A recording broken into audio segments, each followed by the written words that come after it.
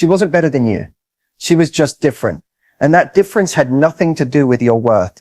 Let that sink in. You gave him your time, your attention, maybe even your love. And in the end, he chose someone else. That decision stings in a way that words can barely describe. It's more than just a breakup. It feels like rejection on a soul level, like being told you weren't enough. But here's the truth. No one wants to say out loud. Being replaced doesn't mean you were lacking. It means he made a choice based on his needs, his confusion, or his ego, not your value. And what hurts most isn't always losing him. It's losing the fantasy of what you thought the relationship was going to be. Maybe you're overthinking every conversation, replaying what you said, wondering what she has that you don't. That cycle, it's emotional self-destruction masked as closure. And I know you want closure. You want answers. But I'm here to tell you something stronger than closure. Clarity. Clarity that his choice doesn't define you.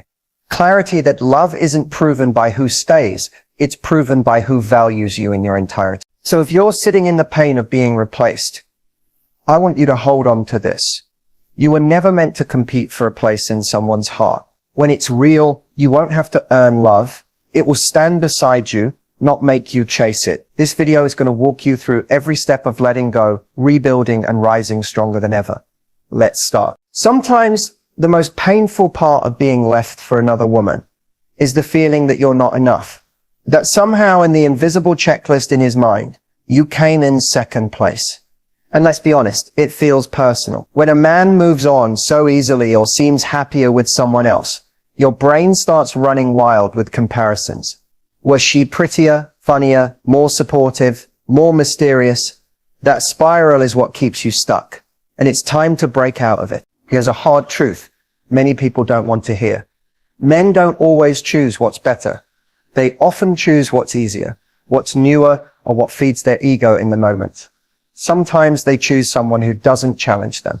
Someone who hasn't seen their flaws yet. Someone who gives them a temporary high instead of long-term depth. That's not love. That's escapism. And when you realize that, you stop asking, what did she have that I didn't? And start asking, why was he even an option? He might have chosen her because she didn't demand growth the way you did. She tolerated behavior you were starting to question because you were evolving, setting standards, and he wasn't ready to meet them. And the truth is, some men don't want to be called higher. They want to stay comfortable. So they seek someone who lets them stay small. That doesn't make her the winner and you the loser. That makes him someone who chose the path of least resistance. This is the part that hurts but frees you. He saw who you were becoming, and he chose to walk away. Not because you weren't enough, but because you were becoming too much for the version of him that refused to grow. That is not a reflection of your worth. It's a reflection of his fear. Another truth, sometimes men choose chaos because peace scares them. When you're secure, consistent, and self-aware, it can feel unfamiliar, even threatening to someone who's used to dysfunction. So they chase drama that mirrors their past rather than stability that challenges their future. You were peace, and he wasn't ready. And if he did leave because of superficial reasons, look, status, or excitement, then he chose a temporary thrill over lasting connection. Let that choice speak volumes, because real love isn't about constant excitement. It's about trust, growth, and depth. If he couldn't recognize that, he was never your forever. You're not here to audition for love. You're not here to shrink yourself to be chosen. You're here to be aligned with someone who sees your depth and says, I choose her every day, even when it's hard. So no, you didn't lose. He lost someone who was willing to grow with him, love him deeply, and see him clearly. He'll realize it maybe not today, maybe not even soon, but one day he'll look back and understand the difference between what was easy and what was extraordinary. And by then you'll be long gone, whole healed, and far out of reach. Let's keep going. To truly move forward, you need to stop romanticizing his decision and start understanding his mindset. Not to excuse him, but to release yourself from the confusion. Because a lot of times the pain isn't just that he chose someone else. It's not knowing why. So let's go there. Men aren't always as complicated as we make them out to be. Many times they operate from ego, not emotion, from impulse, not intention. When he chose another woman, it probably wasn't some deep, well thought out decision. It was likely driven by one or more of the following: convenience, validation, timing, or a desire to escape emotional responsibility. A man will often choose what reflects how he feels about himself, not how he feels about you. That means if he's insecure, emotionally unavailable, or afraid of vulnerability, he's likely going to seek someone who doesn't require emotional depth, someone he can impress without exposing his flaws, someone who accepts the version of him that he feels comfortable being, not necessarily the one who pushes him to grow. You may have offered real connection, but real connection demands honesty, growth, and accountability. If he wasn't ready to face those things, your presence would feel too intense, not because you were wrong, but because he wasn't ready for right. Sometimes men chase admiration over authenticity. And if you started to see through his patterns, if you stopped putting him on a pedestal, if you held him to higher standards, that probably triggered something in him. Instead of rising to meet you there, he ran to someone who still sees the version of him that feels easier to maintain. Another layer to this: men often fear what they can't control. If you have a strong mind, if you know who you are, if you don't need him to validate your worth, that can be deeply intimidating. Not because you're doing something wrong, but because he doesn't know how to lead or love a woman who isn't dependent on him. So he goes where he feels more powerful, where he can feel needed, even if it's not real connection. So understand this: his mindset wasn't about choosing someone better. It was about choosing what he could handle, what his self-awareness, maturity, and emotional intelligence allowed him to choose at the time. That's why closure doesn't come from his explanation. It comes from your clarity. It's also possible that he didn't know what he wanted. Some men enter relationships hoping you will give them clarity.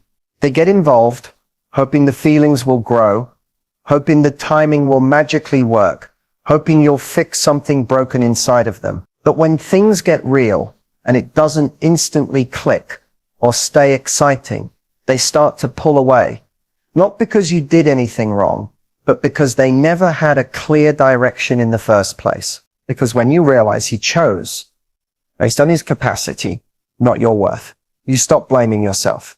You stop chasing answers and you start healing for real. Let's keep going. It gets better from here. Let's stop sugarcoating and dig into the real reasons he chose another woman. Not the ones you tell yourself to feel better, and not the ones he told you to soften the blow. The real ones, the kind that sting a little, but also set you free. One of the most common reasons a man chooses someone else is emotional immaturity. He may have been attracted to you, enjoyed your company, maybe even loved you in his own way. But love without maturity is chaos. When a man hasn't done the inner work, love feels overwhelming. Responsibility feels like pressure.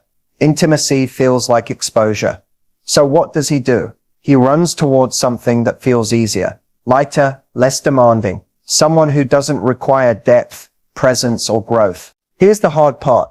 He might have chosen her because he didn't want to rise to the level you required. You challenged him in ways he wasn't ready for, emotionally, mentally, spiritually. That doesn't mean you were too much. It means he was unprepared. And instead of confronting that discomfort, he looked for comfort elsewhere. We often assume he left because we lacked something. The truth? You may have had too much of what he couldn't handle. Self-respect, boundaries, emotional depth, honesty, vision. Another reason, validation seeking. Some men chase the feeling of being wanted more than they chase real connection. He might have met her at a time when his ego was bruised. Maybe things weren't going smoothly with you. Maybe he felt you were pulling away, setting standards, making him uncomfortable. Then she showed up, new, fresh, curious, unaware of his flaws. He didn't choose love. He chose ego repair. He chose to feel like a man again, even if it meant abandoning something real. Then there's timing, but not in the way most people think. Wrong time is often a polite excuse. What it usually means is, I'm not willing to become who I need to be to meet you here. And sometimes a man will subconsciously sabotage the relationship just to avoid stepping into the discomfort of growth. He'll choose the path of least resistance and justify it by saying things like, it just wasn't working, or I didn't feel the spark anymore. But behind those words is a deeper truth. He wasn't ready for you. Let's also talk about control and power dynamics. When a man doesn't feel in control with you, When he senses that you're independent, emotionally stable, and capable without him, it can shake him. Some men crave the upper hand. If he felt like he couldn't lead you, influence you, or have emotional leverage, he may have sought out someone who gave him that illusion, not because it's love, but because it feeds the part of him that's afraid of feeling powerless. There's also the uncomfortable truth that some men confuse chemistry with compatibility. He might have had intense passion with her, maybe even chaos that felt thrilling. And because he hasn't matured emotionally, he mistook that for love. He didn't choose stability, respect, or connection. He's adrenaline, lust, the high that always crashes. And lastly, maybe he didn't know what he wanted, but she did. She might have pursued him, flattered him, or made him feel chosen. In his confusion, he mistook that certainty as a sign. But here's what he'll eventually learn. Being chosen by someone doesn't mean you chose right. So what does all this mean for you? It means that his decision was never about your value. It was about his capacity, his clarity, and his character. You can't control who he picked, but you can control what you make it mean. You weren't replaced. You were redirected away from someone who didn't truly see you toward a version of yourself that no longer needs to be chosen to feel worthy. Keep watching. The glow up is just beginning. Looking back, it's easy to think his decision came out of nowhere. But if you're honest with yourself, really honest, there were signs, subtle at first, easy to brush off, often disguised as mood swings, bad days, or miscommunication. But they were there. You just didn't want to see them. You felt it in your gut when the energy started to shift, when his texts got shorter, slower, less thoughtful, when the phone calls that used to last hours turned into silent minutes or quick check-ins. You noticed the way his eyes stopped lighting up when he saw you, how he stopped asking about your day, or worse, stopped listening when you answered. There were moments when he made you feel like too much, too emotional, too demanding, too deep. You learned to shrink your feelings to keep the peace. You started filtering your truth, afraid that speaking up might push him away. What you didn't realize was that you were already losing him, not because you spoke too much, but because he was already halfway out the door. You excused his inconsistency. One day, he was warm, attentive, present. The next, distant, distracted, unavailable. You blamed it on stress, work, life. But love doesn't disappear like that. Real connection doesn't come with conditions or cold fronts. What you were seeing was emotional unavailability in real time, and you mistook it for a phase. Remember the way he dodged serious conversations? Every time you brought up the future, it became an argument or a vague, let's not rush things. He was keeping you close enough to benefit from your presence, but distant enough to avoid accountability. You mistook that in-between space as potential, when it was really emotional limbo. Then there were the microaggressions, the subtle jabs at your confidence, the comments that made you question your worth. Maybe he made you feel jealous on purpose. Maybe he mentioned other women just to get a reaction. Maybe he compared you not directly, but in ways that made you feel like you were always one step behind. Those weren't accidents. That was emotional manipulation, control, disguised as honesty. And if you're being real with yourself, you probably ignored the way he responded when you were vulnerable. Instead of holding space, he shut down. Instead of showing empathy, he rolled his eyes, changed the subject, or made it about him. You started to believe that maybe you were asking for too much when all you wanted was to be heard. You may have even felt the fear in his silence, that intuitive knowing that something wasn't right, that he was drifting, that his heart wasn't in it anymore. But you loved him so much. You chose denial. You convinced yourself that if you just tried harder, gave more, or held on tighter, you could fix it. That's not weakness, that's hope. But hope without boundaries becomes self-betrayal. And let's not forget the most painful sign of all. You were the only one trying. You were the emotional anchor, the communicator, the peacemaker. You carried the weight of the relationship while he coasted. That imbalance was not love. It was survival mode, dressed up as romance. The truth is, you saw these signs. You just didn't want them to mean what they actually meant. You loved him, and love can make even the most obvious red flags look like temporary setbacks. But now you see clearly. Now you get to honor the part of you that tried to make it work, but also the wiser part of you that's ready to stop settling for breadcrumbs and call out the patterns that led here. This isn't just about him. It's about you. Reclaiming the power that came from ignoring the signs and promising yourself you won't do it again. You're waking up. Keep going. When someone you love pulls away, every part of your heart screams to hold on, to fight for them, to prove you're worth staying for. The temptation to chase after them, to beg for answers, affection, or a second chance. It feels almost impossible to resist. But here's what you need to hear. Begging for love doesn't bring it back. It only brings you further away from yourself. When you beg for someone to choose you, you're not asking for love. You're asking for validation. And validation that has to be coaxed out of someone is never real. Love given under pressure, out of guilt or obligation, isn't love. It's pity. And the moment you shrink yourself, silence your pride, and beg someone to stay, you've already handed over the most valuable thing you own, your self-respect. You weren't made to chase what's meant to choose you. Real love flows toward you. It doesn't have to be hunted down. You won't need to constantly explain your worth or prove your value to someone who truly sees it. If someone can walk away, let them. Their absence creates space for your clarity. Because someone who leaves you is showing you they were never built to love you the way you deserve. Let's be clear, chasing someone after they've emotionally or physically left doesn't fix the relationship. It only delays the heartbreak. What you're doing is trying to convince them to come back to a version of you that you're not even proud of. A version that's desperate, anxious, unbalanced. That's not love. That's survival. When you chase someone, you make them the prize. You make their attention the finish line. You let them believe they are the one with all the power and that your happiness is in their hands. But you are not meant to be an option, a backup, or a convenience. You are not here to perform, impress, or persuade someone to want you. You see, when you stop chasing, you start healing. You start shifting from why did he leave me to why was I holding on to someone who didn't show up for me? That's when everything changes, because the real question isn't how do I get him back? The real question is why would I want someone back who was okay with hurting me? Begging also robs you of your dignity.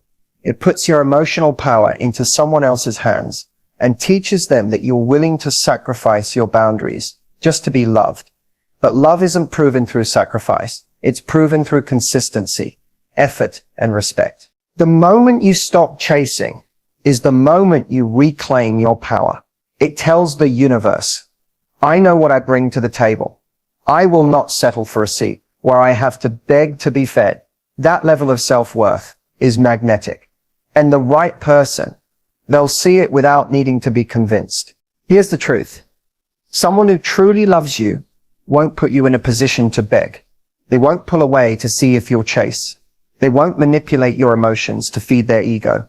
They'll meet you in the middle. They'll show up with certainty, not confusion, with effort, not excuses. So if you find yourself tempted to chase, pause, breathe, remember who you are, the version of you that's loved properly. She doesn't need to plead. She doesn't chase. She receives. Let him go. Let the silence do what your words could, and trust that what's meant for you will never have to be begged for. Keep watching. Your glow up is already in motion. Letting go doesn't mean you didn't love him. It doesn't mean the memories weren't real or the moments didn't matter. It means you finally realized that holding on was hurting more than healing. And the moment you choose to release that grip, not in anger, not in desperation, but with grace, you take your power back. Letting go gracefully is one of the most powerful things a woman can do. Not because it's easy, but because it's rare. Most people hold on out of fear of being alone, fear of starting over, fear that they won't find something better. But grace says, even if this hurts, I trust myself enough to walk away with my head high and my heart open. You see, there's a difference between walking away in pain and walking away in power. When you let go with grace, you're not pretending it didn't hurt. You're just refusing to let the pain define you. You're choosing not to become bitter, not to act out of revenge, not to lose yourself trying to prove your worth to someone who already failed to see it. There's strength in silence. There's power in choosing peace over explanation. Sometimes the most impactful thing you can say is nothing at all. Not every goodbye needs to be loud. Not every heartbreak needs to be dramatized. When you walk away without needing closure, you create it for yourself. You say, I accept what is. I don't chase what's not mine. And that's the shift. When you realize that letting go doesn't mean losing. It means choosing you. Choosing your peace over his potential. Choosing healing over holding on. Choosing self-respect over recycled. The truth is, not everyone you love is meant to stay. Some people are lessons, not lifelines. They show up to teach you how much you've grown or how far you still need to go. And when their time in your life is done, clinging only creates more pain. Graceful letting go means you're wise enough to know the difference between fighting for love and fighting against yourself. You stop checking their socials. You stop rereading old messages. You stop fantasizing about what if and start focusing on what's next. Grace is the quiet decision to move forward, even while your heart still aches a little. It's waking up every day and choosing not to reach back. It's learning to smile again without faking it. It's forgiving them without needing an apology, and forgiving yourself for staying as long as you did. Letting go gracefully doesn't mean you won't cry.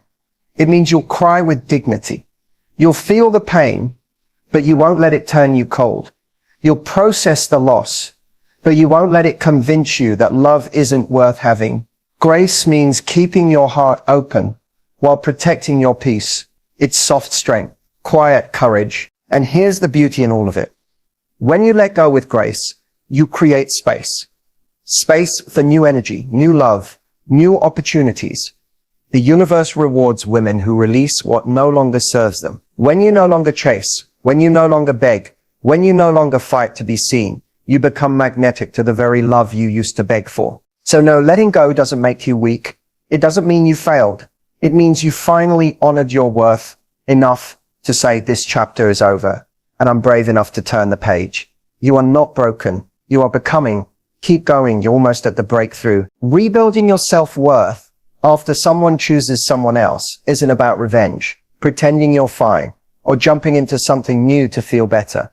It's about meeting yourself again, fully, honestly, and without the lens of who you were trying to be for them. Because here's the truth. You were never unworthy. You were just giving your worth to someone who didn't know how to hold it. When someone leaves, it can feel like a reflection of your value. Like their rejection confirms your deepest insecurities. But what you need to understand is this.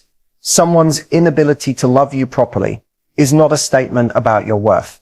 It's a reflection of their limitations. You don't need to become more to be loved.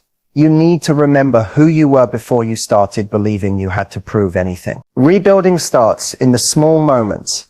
It's in choosing not to internalize their absence as a failure. It's in the way you talk to yourself when no one's around, the way you stop questioning what was wrong with you and start asking what's right with me that I forgot. It's in giving yourself back the love, attention, and presence you used to pour into them. You start reclaiming your worth every time you set a boundary, every time you say no to something that doesn't align with your peace, every time you refuse to chase, explain, or overextend. Your value isn't tied to how much you can endure, sacrifice, or give to someone who doesn't give back. It's in how you show up for yourself when no one else does. Healing doesn't always look loud. Sometimes it's quiet confidence, the kind where you walk into a room and don't need anyone to validate you because you've already done that work internally. It's not arrogance. It's alignment. It's knowing that you are enough, just as you are, even if someone else couldn't see it. Rebuilding your self-worth means forgiving yourself for forgetting it in the first place, for settling, for staying too long, for mistaking chemistry for compatibility. It's not about shame.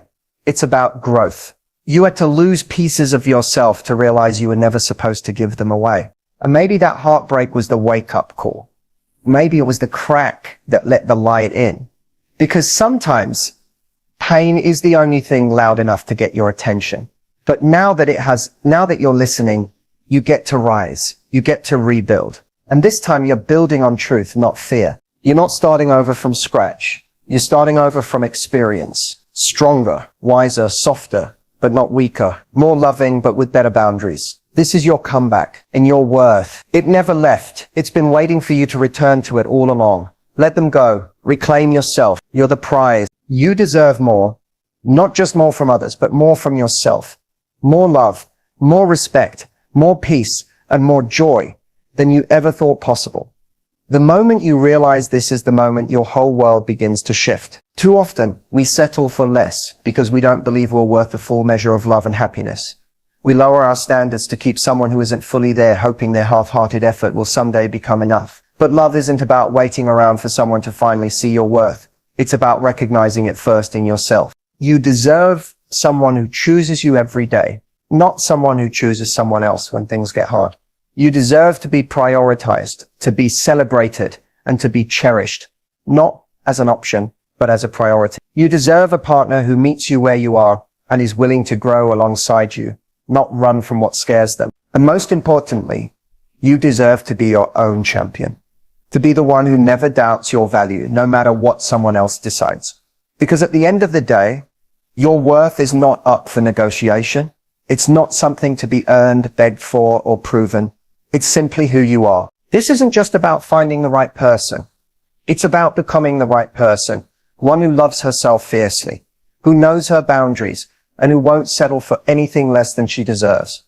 When you own that power, you stop chasing, you stop begging, you stop shrinking to fit into someone else's life. You deserve to wake up every morning feeling whole and excited for what's ahead, not anxious or uncertain about where you stand in someone else's heart. You deserve to live a life that feels authentic and free, surrounded by people who lift you up instead of tearing you down. So if you're watching this and feeling the weight of rejection, the sting of being chosen last, or the confusion of why me, know this. It's not about you. It's about them. And more importantly, it's about what's next for you. Because you are worthy, you are enough, and you absolutely deserve more.